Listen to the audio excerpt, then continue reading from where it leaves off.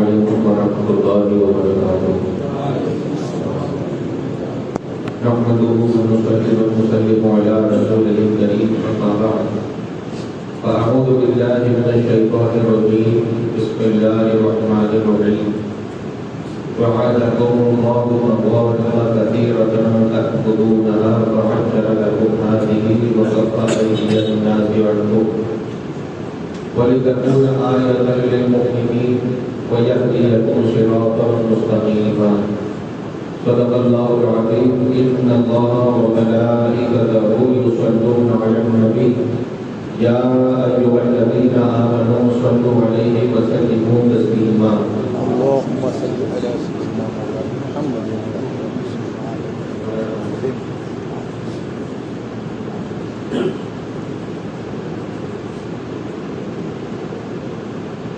ہجرت کے بعد کے 10 سال کی مہلت ہے اور دشمنوں کی تعداد اتنی زیادہ ہے، ہر قوم دشمن بنی ہے۔ ایسے میں حضور اکرم صلی اللہ علیہ وسلم نے کتنی پاکیزہ سیاست کے ساتھ سب کے ساتھ آقا کریم صلی اللہ علیہ وسلم نے وہ سزا اور جزا کا معاملہ کیا کہ رہتی دنیا تک اس کی مثال بن کر ہی رہے گی۔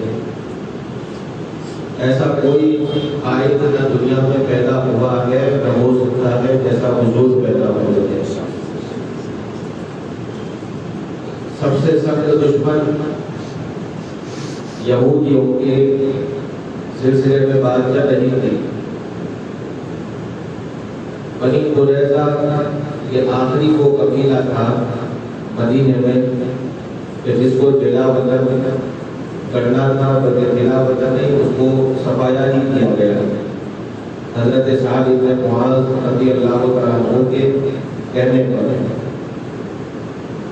اب جتنے قبیلے مدینے شریف میں تھے وہ سب مدینہ شریف سے نکل گئے، یعنی مدینہ منورہ کی زمین یہودیوں سے پاک ہو گئی۔ اور آپ نے یہ بھی سنا کہ ہر قبیلے کو بگانے میں جو شخصیتیں تھیں ان صحابہ میں سب سے آگے حضرت مولا علی تھے۔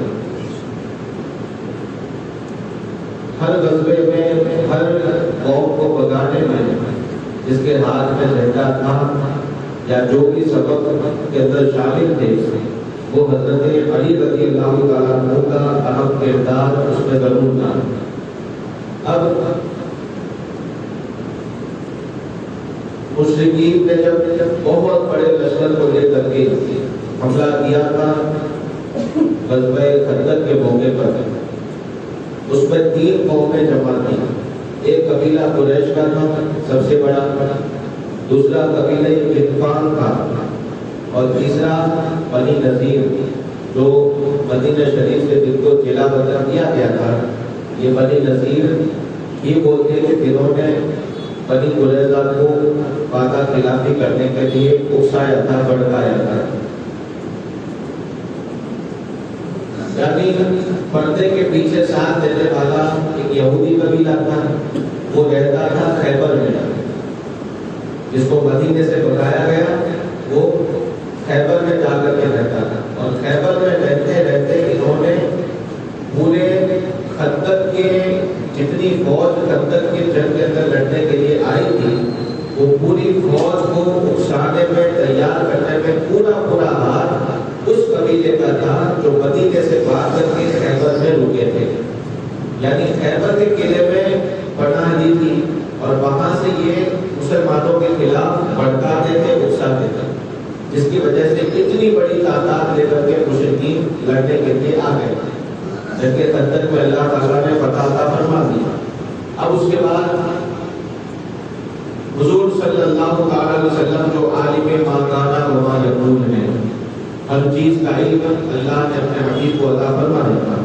اب حبیب پاک صلی اللہ علیہ وسلم کی غیب کی نظر دیکھو، 10,000 کی فوج لے کر کے جب وہ بھاگے خندق سے، اس وقت حضور صلی اللہ علیہ وسلم نے ارشاد فرمایا لن یغزونا قریش بعد خندق او کما ورد فی الحدیث، جس کا مفہوم یہ ہے کہ اس غزوہ خندق کے بعد اب مکہ کے مشرکین قریش والے کبھی مسلمانوں سے جنگ کرنے کی ہمت نہیں کریں گے. یہ حضور نے پیشین گوئی کر. ابھی تک کتنی بھاری بھاری جنگیں ہوئی. جنگ بدر انہیں کے ساتھ ہوئی، جنگ احد انہیں کے ساتھ ہوئی. اس کے بعد یہ غزوہ ہوا لیکن وہ ٹکراؤ نہیں ہو سکا. پھر غزوہ خندق ہوا. 4 بڑی بڑی جنگوں کا سامنا ہوا، جنگوں میں سامنا ہوا. یہ سب مشرکین مکہ اور عداوت اپنی ہی بھری ہوئی تھی، لیکن حضور فرماتے ہیں کہ خندق سے جانے کے بعد اب کبھی مشرکین مکہ ہم سے جنگ کرنے کے لیے نہیں آئیں گے. یہ حضور نے بتایا. اب سن 6 ہجری میں حضور اکرم صلی اللہ علیہ وسلم کئی سارے صحابہ کرام کا اعلان فرماتے ہیں مدینہ شریف میں کہ چلو اپنے وطن مکہ مکرمہ جسے چھوڑ کر کے اسلام کے نام پر آئے تھے، آج وہی چھوڑا ہوا دیار کعبۃ اللہ کا دیدار کرنے کے لیے ہم مدینے سے جائیں گے. یہ سنتے ہی مہاجرین پر خاص طور سے ایک خوشی کی لہر دوڑی. کون نہیں چاہتا مکہ میں واپس جانا اور اس کا دیدار کرنا؟ اپنا وطن تھا. وطن جانے کے لیے سب کو شوق تھا، اور سب سے بڑی چیز تو یہ تھی کہ کعبۃ اللہ کا عمرہ کرنا تھا، طواف کرنا تھا، زیارت کرنی تھی. حضور اکرم صلی اللہ علیہ وسلم نے جب اعلان کیا 1400 سے 1500 کے درمیان صحابہ کرام تیار ہوئے اور عمرے کے لیے جیسے نکلتے ہیں اس طریقے سے جانور قربانی کا لے کر کے صحابہ کرام حضور صلی اللہ علیہ وسلم کے ساتھ نکلے. ہوا کیا کہ جب وہ وہاں پر پہنچے مقام ذوالحلیفہ ہے، مکہ سے تھوڑی دوری کے اوپر ہے، وہاں پہنچے تو مکہ والوں کو خبر مل گئی کہ مدینے سے 1400 یا 1500 کی تعداد میں لشکر آیا ہے. جب ان کو یہ خبر ملی انہوں نے بھاگ لیا کہ اتنی تعداد ہے تو فوراً ہنگامی میٹنگ بلائی. سب نے مشورہ کیا. پھر ان میں سے جو سردار تھے کہنے لگے کہ ذرا جا کر کے پہلے ایک قاصد ہم میں سے جائے گا اور جا کر کے ان سے پوچھو تو صحیح کہ وہ آئے کیوں ہیں، ابھی لڑنے کے لیے آئے ہیں یا کوئی اور مقصد ہے. جب بھیجا گیا تو پتا چلا کہ حضور صلی اللہ علیہ وسلم نے فرمایا کہ ہم کعبۃ اللہ کا دیدار اور عمرہ کرنے کے لیے آئے. ان لوگوں نے کہا کہ اچھا ٹھیک ہے آپ لوگ کہہ رہے ہیں ابھی نہ آئے. اب مکہ والوں نے پھر میٹنگ کی، سرداروں کی میٹنگ بیٹھی ہے اور میٹنگ میں بہت لمبا قصہ ہے. آخرکار اسی میں وہ انگلیوں سے مبارک پانی نکلا تھا. اسی میں حضرت عثمان رضی اللہ تعالیٰ عنہ کے فضل کا بھی اظہار ہوا تھا کہ حضور نے اپنا ہاتھ عثمان کا ہاتھ بتایا تھا. بہت سارے واقعات اور معجزات اس قصے میں ہوئے، لیکن ابھی ہماری پوری توجہ یہودیوں کی طرف ہے.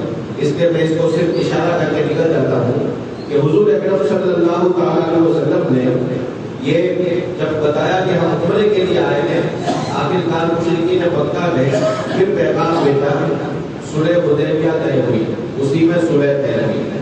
کیا صلح؟ اس کے اندر چند اہم امور یہ تھے جس میں لکھا گیا تھا کہ اگر کوئی شخص مکہ سے مسلمان ہو کر کے تمہارے دین میں اگر آتا ہے، یعنی مکہ والے کہتے ہیں، انہوں نے قاصد بھیجا اور صلح نامے کے اندر یہ پوائنٹس لکھے، یہ بند لکھے کہ اگر ہماری قوم میں سے کوئی بھی مسلمان ہو کر کے مدینے آپ کے پاس آئے اور اسلام قبول کرے تو آپ پر یہ وعدے کے مطابق ضروری ہوگا، اقرار نامے میں آپ کو دستخط کرنی ہوگی کہ اس ہمارے انسان کو آپ اپنے پاس نہیں رکھیں گے، واپس لوٹا دیں گے. دوسری شرط کیا تھی؟ کہا کہ اور اگر اس کا الٹا ہوگا، یعنی کہ آپ کے پاس سے کوئی مسلمان ہمارے پاس آ جائے، مکہ میں واپس آ جائے اور اسلام اسلام کو چھوڑ دے ہمارے پاس آ جائے تو ہم اسے واپس نہیں کریں گے. بالکل ایک طرفہ. مشرکین مکہ کی طرف سے یہ پوائنٹس ہیں کہ اگر مسلمان کوئی ہمارے پاس آئے تو ہم واپس نہیں کریں گے, ہم اس کو اپنے پاس کر دیں گے. لیکن ہمارا کوئی انسان آپ کے پاس آ کر کے مسلمان ہو جائے تو آپ کو واپس کر دینا پڑے گا. واپس یعنی اپنے پاس نہیں رکھنا ہے, اس کو واپس مدینے سے باہر کر دینا ہے. الفاظ کیا کرنا ہے؟ مدینے سے باہر کر دینا ہے, مدینے میں اس کو نہیں رکھنا ہے. 2 شرطیں. تیسری یہ کہ 10 سال تک قریش والے یعنی مکہ والے اور مدینے کے مسلمان آپس میں ایک دوسرے سے جنگ بند کر دیں گے. یہ سب سے اہم ہے. 10 سال کی مدت, 10 سال تک صلح اور شانتی کا ماحول رکھیں گے, کوئی کسی سے جنگ نہیں کرے گا. اور ساتھ ہی ساتھ یہ بھی ہوگا کہ جو ہمارے حلیف ہیں, حلیف یعنی کہ جو دوست قبیلے جو آتے ہیں, ہمارے جو دوست حلیف قبیلے ہیں وہ بھی ایک دوسرے کا ساتھ نہیں دیں گے. جیسے مثال کے طور پر مکہ والے ڈائریکٹ حملہ نہیں کریں گے, لیکن اگر کوئی باہر کے قبیلے والا وہ اگر مسلمانوں کے اوپر حملہ کرنا چاہیں تو بھی مکہ والوں کو یہ پابندی کرنی پڑے گی کہ وہ ان کا ساتھ نہ دیں. اگر وہ ان کا ساتھ دیں گے چاہے پیسوں سے, ہتھیاروں سے, تو یہی مانا جائے گا کہ انہوں نے خود ان سے جنگ کی ہے اور وعدہ ٹوٹ جائے گا. اسی طریقے سے مکہ والوں پر اگر کوئی حملہ کرے تو مدینے والوں کے اوپر بھی پابندی ضروری ہے کہ وہ اس کا باہر والے کا بھی ساتھ نہ دیں. دونوں طرف سے یہ پابندی کے ساتھ صلح نامہ تیار ہوا. حضرت رسول پاک صلی اللہ علیہ وسلم کی بارگاہ میں جب یہ صلح نامہ پیش کیا گیا تو حضرت عمر فاروق موجود تھے, حضرت صدیق اکبر تھے اور بہت سارے صحابہ کا شکر تھا.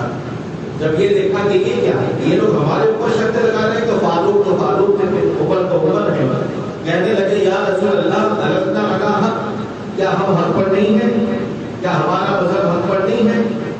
آقا کریم صلی اللہ علیہ وسلم نے فرمایا بلا, کیوں نہیں ہوگا, ہم حق پر ہیں.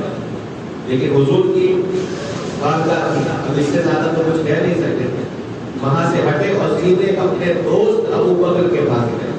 حضرت ابو بکر کے پاس جا کر کے کہتے ہیں کہ دیکھو تو صحیح ان لوگوں نے کیسا لکھ کر کے بھیجا ہے, بالکل ایک طرف کا معاملہ ہے, اپنی طرف کا سب, یعنی وہ ہمارے پاس آئے تو ہم نہیں رکھ سکتے اور ہمارا ان کے پاس جائے تو وہ رکھ لیں گے. یہ کیا ہے, کیا ہم پر نہیں ہیں, کیا ہم سچے نہیں ہیں, ہمارا مذہب حق کا نہیں ہے. چلال میں بالکل حضرت صدیق اکبر کو سوال کر رہے ہیں. حضرت صدیق اکبر بڑے بردباری سے آپ کو سمجھایا, ارشاد فرمایا کہ سنو, جس سے اقرار کر رہے ہیں وہ کوئی عام انسان نہیں ہے, وہ رسول اللہ ہے. اور جب انہوں نے اقرار کیا ہے تو اس میں کئی حکمتیں ہیں اور یہ اللہ کی طرف سے بڑی ہے, تبھی آپ نے اقرار کیا ہے. یہ کہہ کر کے حضرت عمر کو ٹھنڈا کیا. اب اس کے بعد یہ صلح نامہ تیار ہوا, یعنی 10 سال تک سب سے بھاری جس سے دشمنی تھی اور سب سے زیادہ جس سے خطرہ تھا اس وقت قریش والوں کے ساتھ, وہ جنگ بندی ہو گئی. ہمیشہ جو ڈرتے تھے وہ رک گئے. 10 سال کے لیے بالکل مہلت ہو گئی. جیسے ہی ادھر سے 10 سال کے لیے جنگ کی پابندی ہوئی, آقا کریم صلی اللہ علیہ وسلم کوئی ذی الحج کا مہینہ تھا جس کو عمرے کے لیے گئے تھے, ذی القعدہ, شوال یا ذی القعدہ کا مہینہ, ذی الحجہ کا مہینہ مدینہ منورہ میں پہنچ گئے.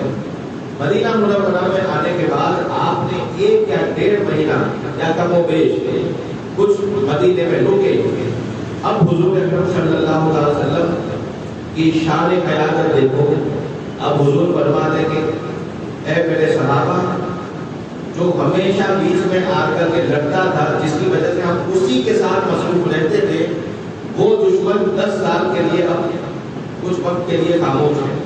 یعنی اب ان کی طرف سے کوئی خطرہ نہیں ہے. اب چلو جو سب سے ڈینجر معاملہ جس کا ہے, خیبر والوں کا, جنہوں نے اتنا بڑا لشکر تیار کر کے ہم پر حملہ کروایا, اب اس کی طرف چلتے ہیں. اب وہ اکیلا پڑ گیا, ہو گیا اکیلا, کیونکہ خیبر والوں کا ساتھ اب مکہ والے دے سکتے نہیں ہے. باتیں کہتا رہا گیا کہ ہم ساتھ نہیں دیں گے. اب خیبر والوں کے ساتھ اب مدینے والے تو آرام سے ان سے لڑ سکتے ہیں. کیوں؟ اس لیے کہ مکہ والوں کے وہ حلیف اور دوست بھی نہیں تھے, وہ تو الگ سے ایک یہودی قوم تھی, وہ ان سے وقتی طور پر ملی تھی, ورنہ ان کا ہمیشہ کا دوستانہ تو تھا نہیں، اس لیے حضور اکرم صلی اللہ علیہ وسلم نے فیصلہ کیا کہ اب ہم خیبر کی طرف جائیں گے۔ یہ حکم اللہ تعالیٰ نے سورہ فتح میں اتارا۔ مفسرین فرماتے ہیں آیت کریمہ سورہ فتح کی اللہ تعالیٰ ارشاد فرماتا ہے وَعَدَكُمُ اللَّهُ مَغَانِمَ كَثِيرَةً تَأْخُذُونَهَا، اللہ تعالیٰ نے اے مومنوں تم سے وعدہ کیا بہت سارا مال غنیمت اب تم حاصل کرنے والے ہو۔ فَعَجَّلَ لَكُمْ هَٰذِهِ، اور تمہارے لیے یہ جلدی سے یہ نعمت عطا فرما دی۔ وَكَفَّ أَيْدِيَ النَّاسِ عَنْكُمْ، اور جو ہمیشہ تم سے لڑتے رہتے تھے ان کے ہاتھوں کو تم سے روک لیا، ان کو ایک بازو بیٹھا دیا چپ چاپ کہ اب تم مت لڑنا، اب ان کی باری ہے۔ تو اب مکہ والوں کو بیٹھا دیا اور تمہیں تمہارے لیے یہ غنیمت کے راستے کو آسان کر دیا۔ کیوں؟ ارشاد ہوتا ہے لِتَكُونَ آیَةً لِلْمُؤْمِنِينَ، تاکہ ایمان والوں کے لیے ایک ایمان کو تازہ کرنے والی نشانی ہو جائے۔ وَيَهْدِيَكُمْ صِرَاطًا مُسْتَقِيمًا، اور اللہ تمہیں ان فتح و نصرت کے ذریعے سیدھے راستے کے اوپر ہمیشہ چلائے۔ یہ آیت کریمہ نازل ہوئی۔ مفسرین فرماتے ہیں کہ یہ غزوہ خیبر، جنگ خیبر کے بارے میں نازل ہوئی، کیونکہ صلح حدیبیہ میں مشرکوں کا راستہ رک گیا، وہ خاموش بیٹھ گئے، مکہ والے اب لڑ نہیں سکتے، اور ادھر خیبر کا قلعہ، خیبر کا شہر ایسا تھا کہ سب سے زیادہ مال و دولت، پیسہ اس وقت خیبر میں تھا۔ اب حضور اکرم صلی اللہ علیہ وسلم نے ارادہ فرمایا کہ خیبر میں وہی لوگ آئیں گے جو صلح حدیبیہ میں ساتھ تھے۔ حضور فرماتے ہیں کہ میں چاہتا ہوں کہ بالکل ٹناٹن ایمان والے، جس کے ایمان کے اندر ایک ذرہ برابر شبہ نہ ہو، ایسے ایمان والے ہی خیبر میں ہمارے ساتھ آئے، اور وہ وہی لوگ ہوں جو ابھی صلح حدیبیہ میں ہمارے ساتھ تھے۔ اور بعض صحابہ کرام جو صلح حدیبیہ میں نہیں تھے، اس کا مطلب ایسا نہیں کہ وہ لوگ معاذ اللہ ایمان والے نہیں تھے، سب تھے، لیکن آقا کریم صلی اللہ علیہ وسلم نے ان کی شان اور مرتبے کو ظاہر کیا کہ وہ اتنے بڑے مرتبے والے ہیں۔ پھر فرماتے ہیں کہ اگر ان کے علاوہ جو صلح حدیبیہ میں نہیں آئے تھے، اگر وہ بھی کچھ آنا چاہتے ہیں تو آئیں، لیکن ان کو مال غنیمت کا حصہ نہیں ملے گا، ہاں اللہ کی طرف سے جو ثواب ملتا ہے وہ انہیں ضرور ملے گا۔ یہ جب سنا تو صحابہ ہوتے ہیں۔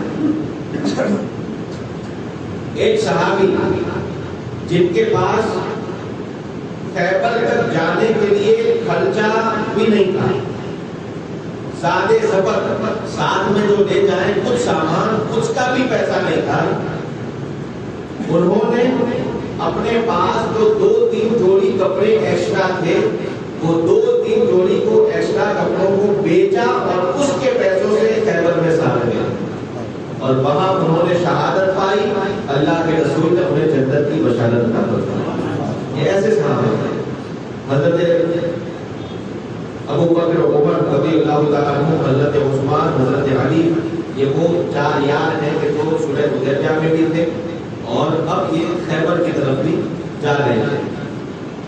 خیبر کی طرف جانے لگے، یہ محرم کا مہینہ تھا، مختلف تاریخ والوں نے الگ الگ اس میں تاریخیں بیان کی ہے، لیکن علامہ ابن حجر اسقلانی شارح بخاری رضی اللہ تعالیٰ عنہ جس کو ترجیح دیتے ہیں، وہ فرماتے ہیں کہ محرم کا مہینہ تھا اور 7ویں ہجری تھی، 7ویں ہجری ابھی شروع ہوئی تھی، پہلا مہینہ محرم کا تھا، اس میں خیبر کی طرف گئے تھے، یعنی 6ٹھی ہجری میں صلح حدیبیہ ہوا تھا، اب 7ویں ہجری میں چلے تھے خیبر کی طرف محرم کے مہینے میں۔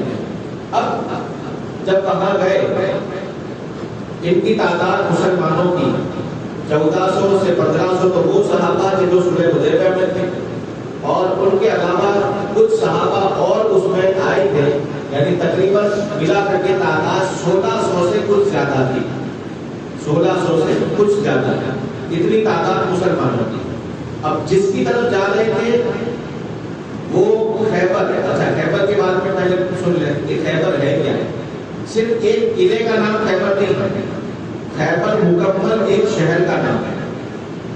وہ شہر ایسا تھا کہ جس میں رہنے والے، مکان بنانے والے، جیسے آج کل ہمارے یہاں یہ سسٹم اب چلیے نئے زمانے میں کہ سوسائٹیاں بنتی ہیں اور سوسائٹی بنا کر کے اس میں مکان بنائے جاتے ہیں، یعنی ایریا سوسائٹی کے اعتبار سے بٹ جاتا ہے۔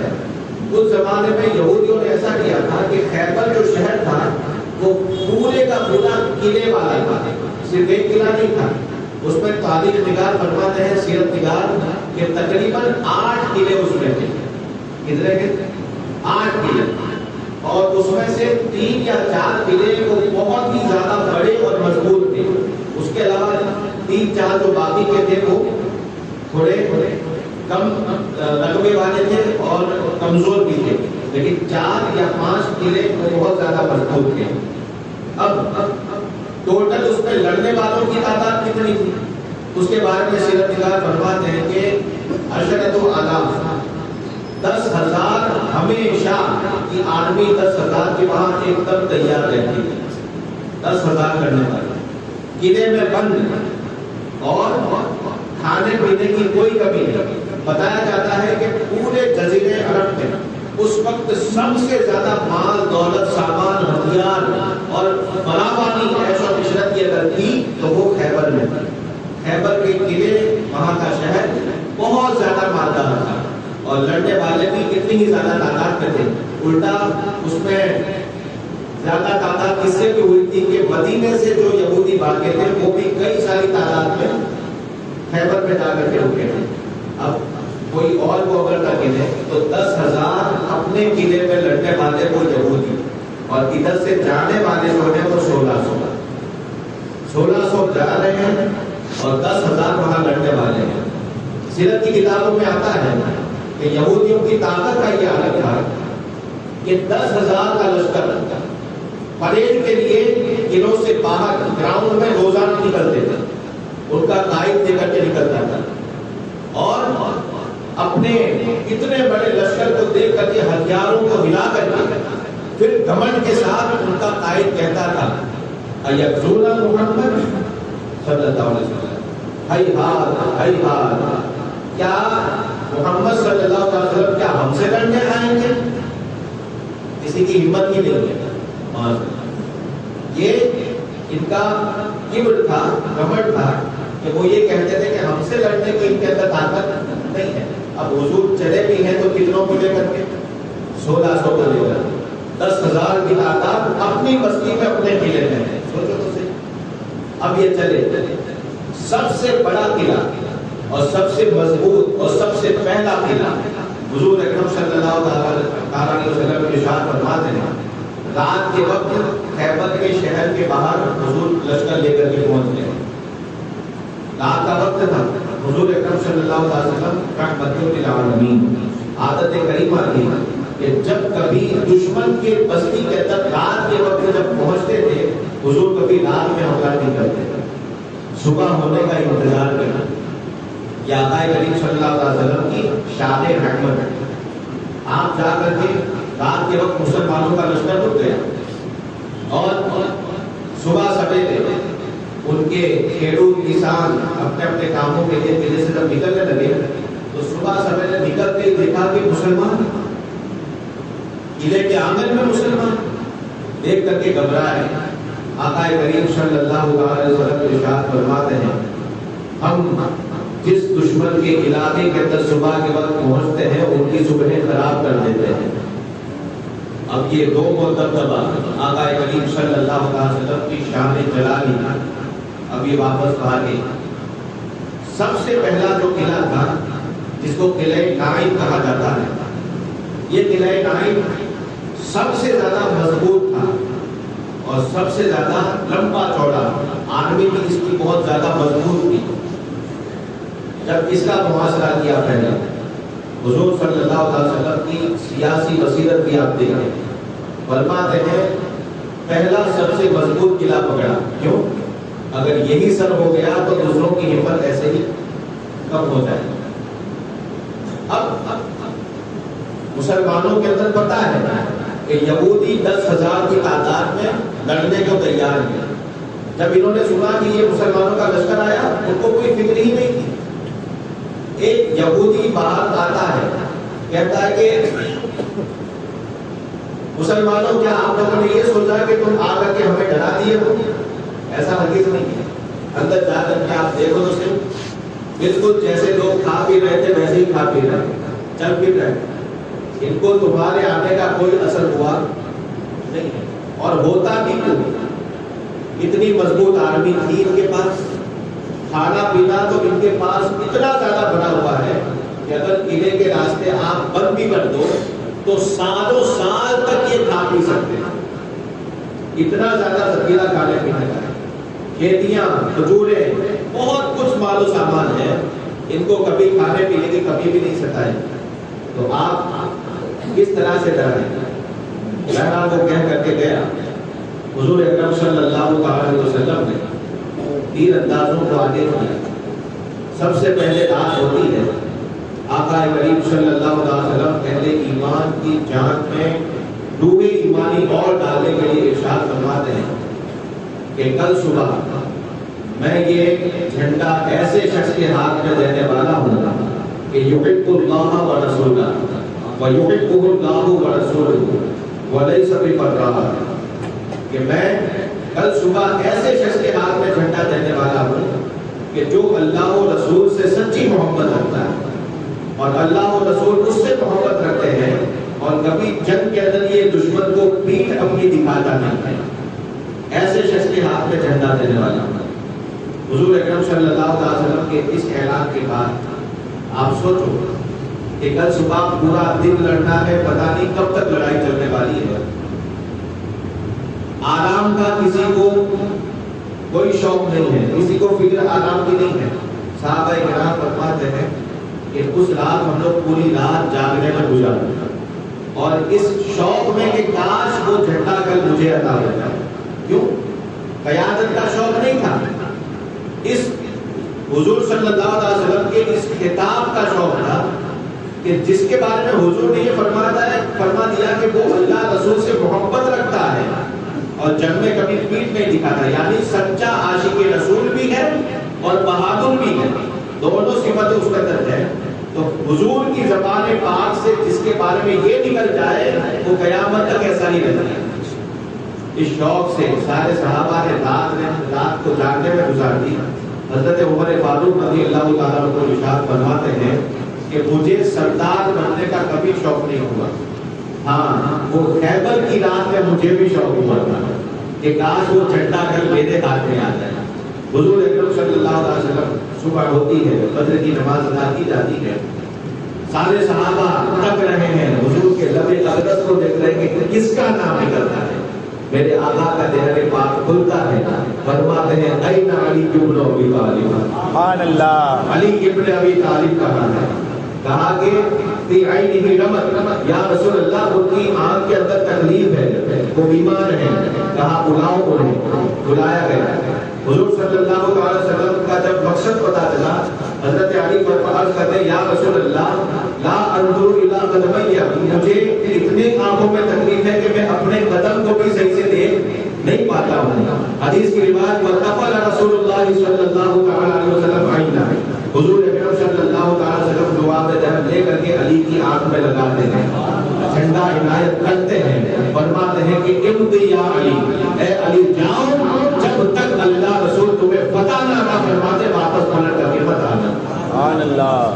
اور پھر ارشاد فرمایا, تعلیم دے رہے ہیں کہ جب جانا تو پہلے تلوار پر اٹھانا, رحمت للعالمین.